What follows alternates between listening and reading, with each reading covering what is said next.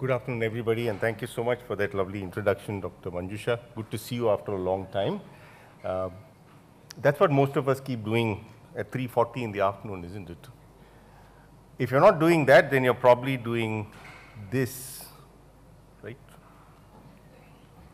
I hope for the rest of them, you're trying to see how quickly I'm going to get out of this place, and then you guys can have a good cup of coffee. I won't stand between you and coffee for too long. I'm not going to give you a data-loaded, information-loaded presentation. What I'll try to do in the next 15-20 minutes to take you through what's actually happening in oncology. Dr. Manjusha spoke about mushrooming of drugs. We're also mushrooming oncologists all over the place. So you're going to be busy with a lot of problems that we are going to induce on our patients. So just get introduced to this topic, not that tomorrow morning you're going to do all that I'm going to speak about. Let's talk about this patient who is a 62-year-old male, a diabetic, hypertensive, diabetic retinopathy, presumed nephropathy. If you want to clarify on any of these words, you should ask Dr. Rajshekhar or Mahesh. I don't know anything about this, right? So I'm just telling you everything that they have told me. I've been tutored about this case. He was referred to a hospital with a total count of 39,000 and a creatinine of 2.3. Pale icteric, pedal edema, tachypnea, hypotension, tachycardia, bilateral basal crackles. The typical patient that we see in our hospital, ours is a 600-bedded cancer hospital. We see about 25,000 new cancer patients in a year. So a total count of 9.2. Hemoglobin of 9.2, a total count of 3,62,700, 93% blasts, high CRP, creatinine is 4.1, procalcitonin is 44, metabolic acidosis, every system literally in trouble, and that's when we saw this patient. Echo with an ejection fraction of 50%, bulky kidney, so the diagnosis was an acute leukemia because there's 93% blasts. AKI on CKD, AKIN3. The cause of the AKI is multifactorial, so there's sepsis, and most importantly, from an oncological standpoint, with a total count of 3 lakh plus, what you also expect is leukostasis, something like a hyperviscosity, which is not only making your blood thicker, but there's also a higher incidence of hemorrhages around, something like diapedesis that actually happens. Of course, there's hypertension and diabetes in the background. So the typical things that all of us would do, put this patient into the ICU, antibiotics, vasopressors, insulin, NIV, creatinine is 5.4, total count, as I said, there's blood culture that's growing Klebsiella, count shooting up every day. So a diagnosis of chronic myeloid leukemia with a myeloid blast crisis was made. So chronic myeloid leukemia is the most common leukemia that we see in our country. So over time, this can actually convert into an acute leukemia, just like you can have an AKI over CKD. It's an acute leukemia over a chronic leukemia. So that's what happened to this patient. So, the prognosis is not great. Not all patients have a deep pocket to afford the many things that we would want to do. So a lot of discussion went on around what should be the next course. And then we discussed renal replacement therapy, CRRT and so on, Oxiris, a couple of times that we've used this, we've been successful. So Mahesh discussed all this with our patient declined everything because the outcome ultimately didn't look very great. So then they came up with this bright idea, which is typically what we should have actually done, to do leukapheresis. So it makes a lot of sense to bring down that total count, because if you bring down that total count, you're likely to get that leukocytes off the circulation, so your blood becomes thinner, you're going to get better. So this is what they ultimately did, 1, 2, 3, and then session after session, progressively the WBC count came down. It was 3.82. Creatinine was 5.3 when it was started. At the time of discharge on day 7, 16,000 and a creatinine of 1.5. We found some resources to treat this patient. So he was started on typical treatment for chronic myeloid leukemia with an acute transformation. some of these targeted therapies. Now, let me tell you that none of those drugs that are mentioned there are chemotherapy. These are all targeted medications. So this guy is doing well as of now. So these are some things that you need to get introduced to, because these are diseases that are becoming more and more common. It's not going to be uncommon in your practice to be called to attend on somebody like this. So just get introduced to this. Now we come to the background of cancer and the kidney, right? Now 1/5 of all patients in the ICU who have an AKI are likely to have a cancer, right? Now, AKI is much more common in patients with hematological cancers than solid tumors. You know, myeloma, as they say, is a physician's delight in terms of the way it affects all systems. Typically is one of the most common causes of kidney injury. And of course, you have kidney cancer by itself, liver cancer, bladder cancer, and so on and so forth. Now, what is important to remember is that the short-term mortality of cancer patients with severe AKI is comparable to non-cancer patients. So it's very important to put in all that effort to get that patient out of the crisis whenever and wherever possible, because there's no good reason to believe that cancer patients actually do poorly. Now, this is a very important point that I want to drive home today. Now, it all starts with underdiagnosis and delayed diagnosis, because there are plenty of problems in our patients which makes estimating kidney function itself a problem. Because what do we always rely upon? We rely upon creatinine, and here's some data to say that less than 10% had high creatinine, but more than 50% of that cohort of patients actually had an abnormal GFR. Now, even when you use these to calculate based on these formulae that are available, the problem is that creatinine is many times low even with a suboptimal renal function, because our patients can be cachectic, poor intake of protein, especially lower muscle mass. So creatinine can typically mislead you that your patient has got good renal function when the case is actually to the contrary. Same might actually be the problem with cystatin C. There are some studies which have been done on cystatin C to show that the malignancy itself can push the cystatin C up. There are also certain drugs that can push cystatin C up, so that should not lead to you overdiagnosing kidney injury. So there are multiple problems, but we need to work through all of this over time as we see patients, as we do these again and again and again, we learn to assess kidney function better in our patients. So it's not based on one parameter that you want to do this. You try to use multiple parameters to say whether this patient has acute kidney injury and so on and so forth. Now, what's the prevalence of this problem? This is 44,000 patients in a Danish registry, right? The 1-year risk of AKI is 17.5%. Nearly 1 in 5 patients will end up having an acute kidney injury. Now, this is based on the older rifle classification. Now, if you look at the 5-year risk, now remember that cancer patients are living longer today. It's not like the earlier days when you would say, okay, you've got advanced cancer, you're done, you're going to live for 6 months, don't bother about the kidney. Cancer patients are living longer today, we are curing more patients, so you need to be absolutely concerned about what happens in the long run. So look at this, depending upon your lifeful category, your 5-year risk is 27, 14.5, 7.5, and so on and so forth.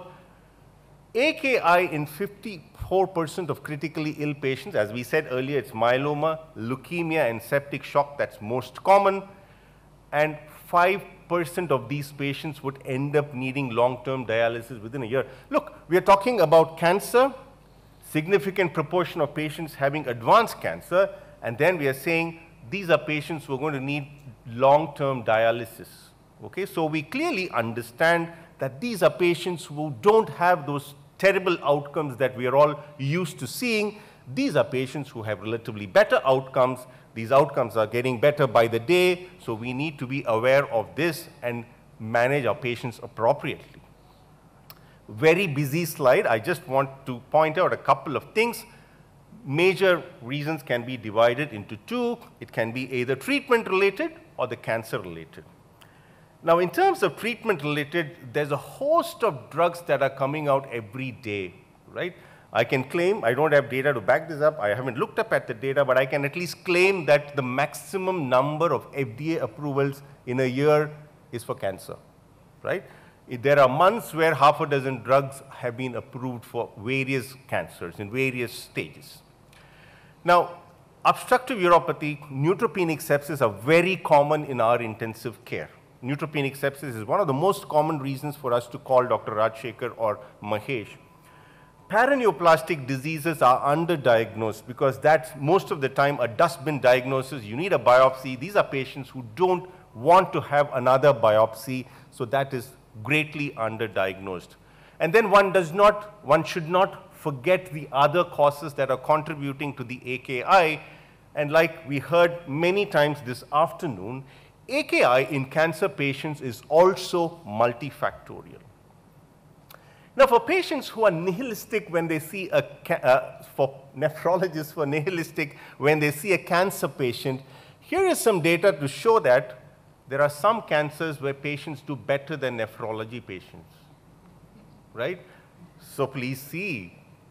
So there are patients with colorectal cancer, prostate cancer, where the survival is actually better than your patients on CKD.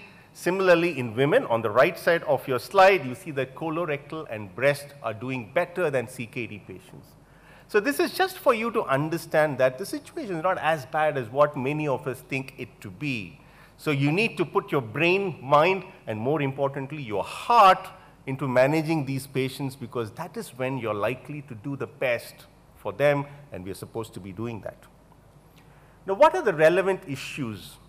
Very important to know and counsel your patient as to what the outcomes are likely to be with AKI.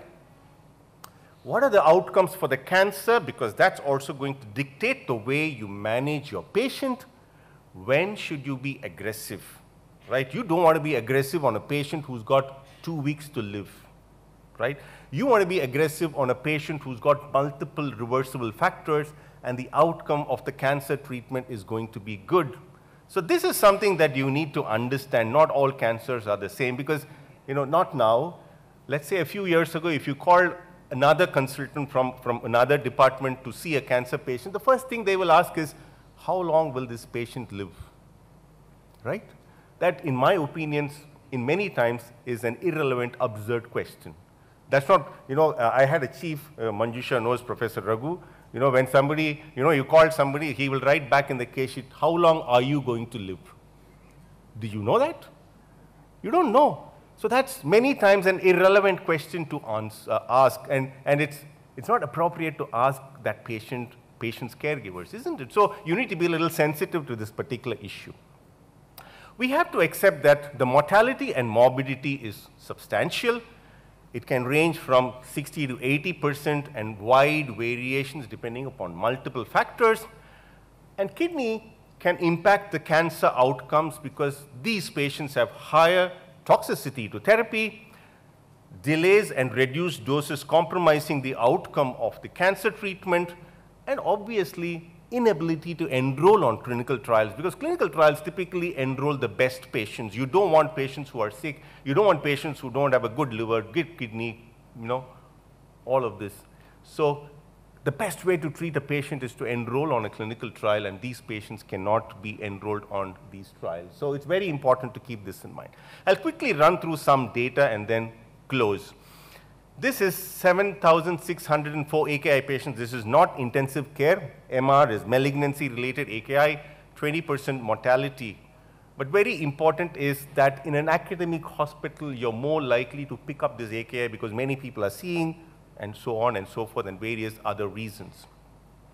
Now, complete recovery happened in a third of all patients, partial in another third, and failed recovery in about 40 patients, or 40% of all patients.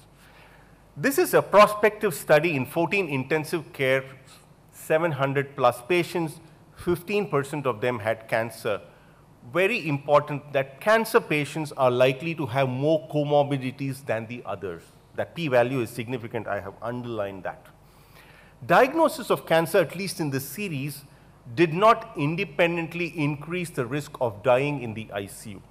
So please remember this. Cancer is an important factor, but it did not increase the mortality in the intensive care. This is about 300 plus patients of 900 plus patients in the ICU with renal dysfunction. 32% were dialyzed. Again, these were the causes on the left. More the number of reasons for the renal failure, greater is the chance of dying. But very important is that if you get out of that ICU, the majority of these patients are likely to recover their renal function and do well. We'll quickly run through this case. This is a case with methotrexate toxicity. I won't go into the details. We've got just 4 minutes to go. So typically when we give high doses of methotrexate running into 12 grams, 18 grams, we measure methotrexate levels regularly and then give some rescue medication in order to make sure that the kidney and other systems are not knocked off. Now here is a patient who after 4 days continued to have 117 micromoles per liter. We would want it to be less than 0.1. So where's 0.1, where's 117? Neutropenia, that's what happens in 4 or 5 days. Kidney function terrible, and your liver function is also starting to knock off. So this is non-oliguric renal failure. Now drugs that delay methotrexate excretion, sulfur, all of our patients are on steroids. We abuse steroids. So all of them are on sulfur. And in every prescription that you see, you will find a proton pump inhibitor. There are 2 drugs that are ubiquitous in our prescriptions. One is a multivitamin and the other is a proton pump blocker. Right? Think about, many of you are nodding your heads. Right? So these are bad drugs, right? Sometimes they can create more trouble than you think. The drug that typically is supposed to be used is a drug called glucarpidase. This is a recombinant enzyme, 50 units per kg. So let's say for a 50 kilo individual, you will need about 2,500 units. The cost of 1,000 units, which is 1 vial, is only $42,000 US. Okay? Only $42,000 US. Right. So what did Mahesh, our brilliant nephrologist, do? He said, we'll do some heme adsorption, and that's what we did. We could save this patient, and thanks to Rajshekhar and Manoj. And finally, we come to drugs. Okay? I'm just going to tell you about 2 sets of drugs, quickly run through that. Okay? There's no drug that's not a poison. I know you're all looking at that perfect boyfriend. Just like you don't get perfect boyfriends, you don't get safe drugs. All drugs are poisons. Worse than boyfriends, I suppose. Right? So drug number 1, immune checkpoint inhibitor. That is something that you will keep hearing and seeing more often because we're using more of them these days. 2 to 4% get tubular interstitial necrosis. Sometimes we biopsy. Steroid is the treatment of choice. Right? So you need to recognize this problem because it creates some autoimmune issues. Right? What it's supposed to do is stimulate your immunity to fight the cancer. So sometimes it ends up fighting your own system. So be aware of this complication. The other thing is cell therapies that we are starting to use more often. You've heard of CAR-T cell therapy. It's come on the Time magazine and so on and so forth. That's associated with cytokine release syndromes. And last but not the least, don't miss pseudo-AKI because there are some of our drugs which can increase the creatinine because it interferes with tubular secretion of creatinine, right? So please make sure that you're aware of this because you don't want to go about doing biopsies for a creatinine that is persistently elevated because your patient is on the drug all the time. I think decision making is the most critical step. 2 very important points, reversibility and the prognosis. The more reversible it is, better the prognosis of your cancer, I think you should be as aggressive as you can. That's very, very important. And I like this picture because President Obama is not on the chairman's chair. You see that? Right? He's sitting somewhere else. So that's the oncologist here. The oncologist should not sit in the major chair. Right? He should sit away. The ICU physician is the guy, the general who's sitting there. Okay? So I don't think the oncologist should be the boss in the ICU. He should be giving that input saying, okay guys, this is what the outcome is going to be. These are the therapies that I'm going to use. Why don't we push the accelerator? Let's talk to your patient's attendant and do that. I think this is very important. And finally, we all are pushed towards evidence-based medicine, right? And you won't be surprised if I tell you that it's not uncommon for us to dialyze a patient because his or her son has to come from the United States. Where do you get evidence-based medicine? Right? I'm sure all of you have come across this situation, keeping somebody alive for a social reason, right? So it's very, very important. The other very important thing I always keep thinking and doing is that treatment should work in your hand, right? It's not important to say, do this, do that. Does that treatment work in your hand? Does it work for your patient? And here we are talking about reproducibility of data. Very important. So it might be effective in a trial, but I think it's more important to look at effectiveness, which is how it works in your clinic, and more importantly, cost effectiveness, because these are very important things to keep in mind when we talk to our patients' families and manage our patients, because talking about something that doesn't work for you, talking about something that is inappropriate just because it's written in a textbook does not make much sense in managing patients. And this is something that's very, very general. So my screen has gone blue, and I'm also done. Thanks, Dr. Rajshekhar and Mahesh, because they do great work in our center. And I have to say that since Girish was here, Verma is here, all these guys have changed the way we manage patients, and they have really added great value to the way our patients are managed, and we are saving more lives, and thanks to all of you guys. Thanks so much.